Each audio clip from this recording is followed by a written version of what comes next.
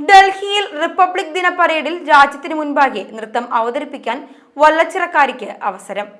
വല്ലച്ചിറ സ്വദേശിനിയും ബംഗളൂരുവിൽ Kuchipudi diploma വിദ്യാർത്ഥിനിയുമായ CJ അഞ്ജിതയാണ് നാടിന് അഭിമാനമായി ഡൽഹിയിൽ കുച്ചിപ്പുടി അവതരിപ്പിക്കാൻ തയ്യാറെടുക്കുന്നത്.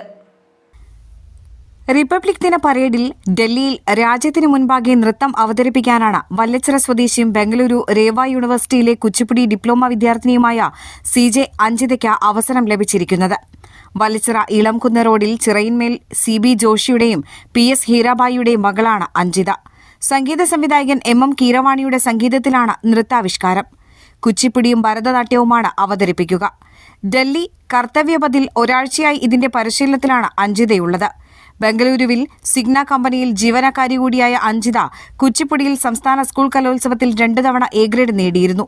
സർവകലാശാല കലോത്സവത്തിൽ കുച്ചിപ്പുടി, മോഹിനിയാട്ടം, ഭരതനാട്യം എന്നിവയിൽ വിജയിയായിരുന്നു.